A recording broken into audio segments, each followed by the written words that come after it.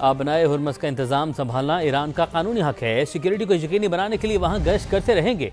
ईरानी supreme leader के मुशीर मोहसिन रज़ाई का बयान। कहा, आबनाए हुर्मस के ईरानी इंतज़ाम से खलीज में 50 बरस के अदम तहफ़्फ़ुज़ का खात्मा हो गया।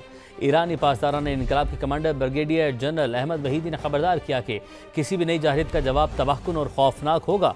खातिमुल अनबिया हेडक्वार्टर्स के सरबराह मेजर जनरल अली अब्दुल्लाही ने कहा, खलीज फारिस और आबनाए हुर्मस के इंतज़ाम में गैर मुल्कियों की कोई जगह नहीं। सीनियर ईरानी अहदेदार के मुताबिक तेहरान ने अफज़ूदा यूरेनियम का ज़ख़ीरा अमरीका के हवाले करने पर इत्तफ़ाक़ नहीं किया।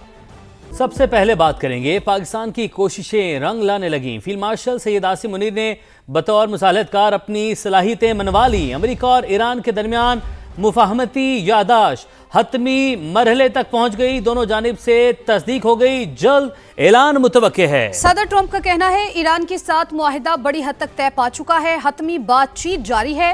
फील्ड मार्शल और खलीजी रहनुमाओं से मुस्बत गुफ्तगू हुई। ईरानी मुज़ाकराती टीम के तर्जुमान इस्माइल बकाई ने भी बातचीत में अहम पेशरफ्त की तस्दीक कर दी।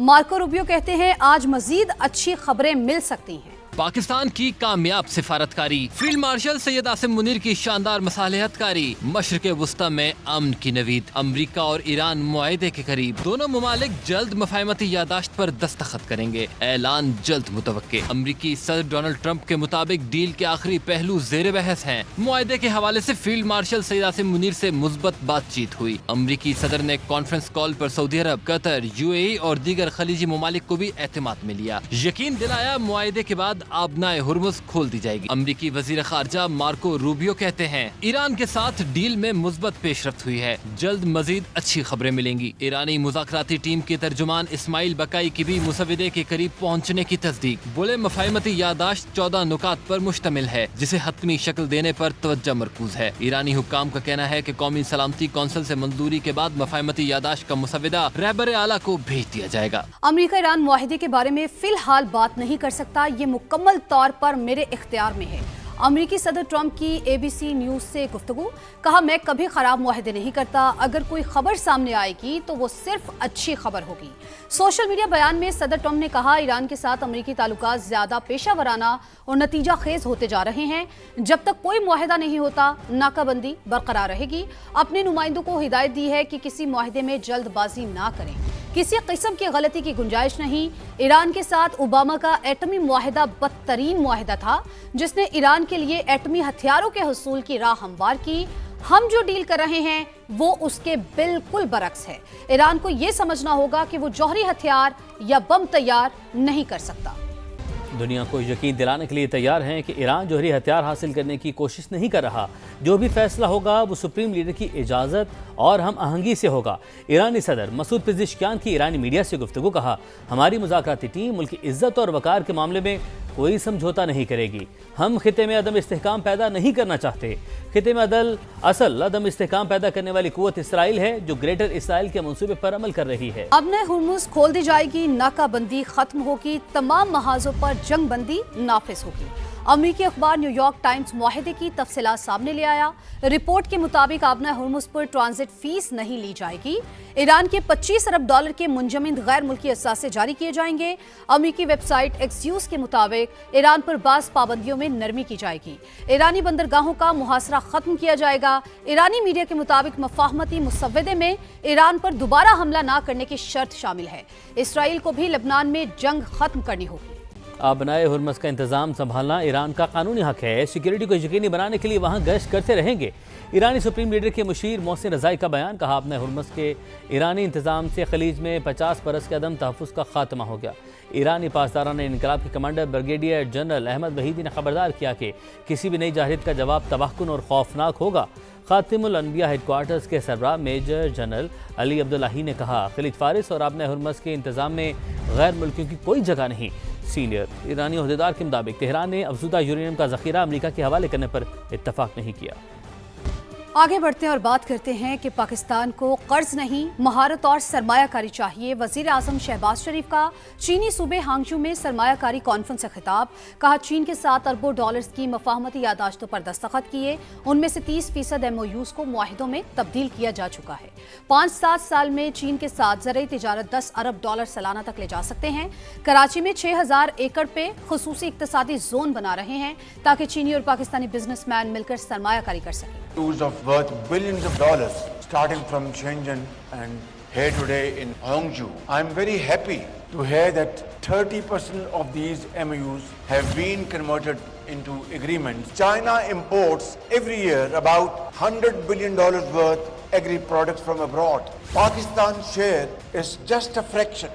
We need your handhold. We will be able to produce agri products as per your requirement in the next 5-7 years. We expect that we increase our agri-product trade to China by about $10 billion. Number 2 is IT and AI. There is huge potential.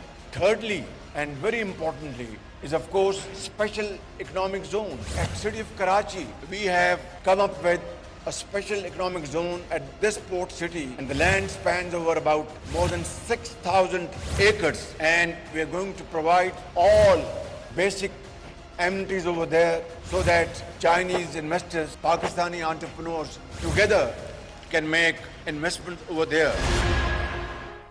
پاک چین دوستی اقتصادی تعاون کی نئی بلندیوں پر پاکستان اور چین کے درمیان $7 ارب سے زائد کے معاہدوں اور مفاہمتی یادداشتوں پر دستخط۔ ہانگزو میں Pakistan China business to business investment conference میں دونوں ممالک کی 500 سے زائد کمپنیوں نے شرکت کی، 300 سے زائد MOU سائن ہوئے، درجنوں جوائنٹ وینچرز طے پا گئے۔ نائب وزیر اعظم اسحاق ڈار نے کانفرنس کو پاک چین سدا بہار شراکت کا مظہر قرار دیا۔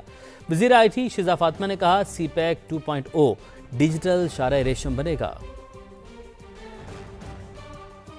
Cumulatively, for more than 300 MOUs and nearly 36 joint ventures have already been signed, with a total value exceeding $13 billion. Today's gathering represents the next chapter in Pakistan-China collaboration, where CPEC 2.0 moves beyond physical infrastructure and into a realized vision of digital Silk Route powered by partnership and collaboration through Pakistan-China optic fiber cable, artificial intelligence, semiconductors, e-commerce and IT products and services. وزیر اعظم شہباز شریف نے ہانگجو میں مختلف اہم چینی companies کے اعلیٰ عہدیداروں سے ملاقاتیں کی ہیں، مختلف شعبوں میں تعاون پر تبادلہ خیال کیا ہے۔ وزیر اعظم نے شینگ ہوا ننگ کمپنی کی چیف ایگزیکٹو آفیسر سے ملاقات میں قابل تجدید توانائی کے شعبے میں تعاون پر تبادلہ خیال کیا، شمسی توانائی کے فروغ کے لیے حکومتی اقدامات اور بڑھتی ہوئی مارکیٹ کی اہمیت کو اجاگر کیا۔ وزیر اعظم نے کالٹ کے ایگزیکٹو صدر آسکر لو سے بھی ملاقات کی، جس میں جدید بیٹری ٹیکنالوجی اور شمسی توانائی سے متعلق تعاون پر تبادلہ خیال کیا۔ اسٹار چارج گروپ کی چیئرپرسن ڈینوش شاؤ سے ملاقات میں الیکٹرک گاڑیوں کی چارجنگ انفراسٹرکچر پر تعاون زیر بحث آیا۔ وزیر اعظم نے شیوزنگ فارماسیوٹیکل گروپ کے صدر سے ملاقات میں دوا سازی اور صحت کے شعبے میں تعاون پر تبادلہ خیال کیا۔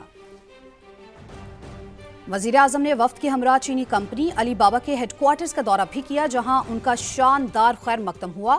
وزیر اعظم نے کمپنی قیادت سے ملاقات کی، باہمی مفاد کے لیے دونوں ممالک کے تعاون کو نئی بلندیوں تک لے جانے کے عزم کا اعادہ کیا۔ دیگر خبروں میں آپ کو بتائیں، چمن پھاٹک دھماکے میں شہادتوں کی تعداد 14 ہو گئی۔ شہداء میں FC کے 3 جوان بھی شامل ہیں، زخمیوں میں خواتین و بچے بھی شامل، جنہیں اسپتال منتقل کر دیا گیا۔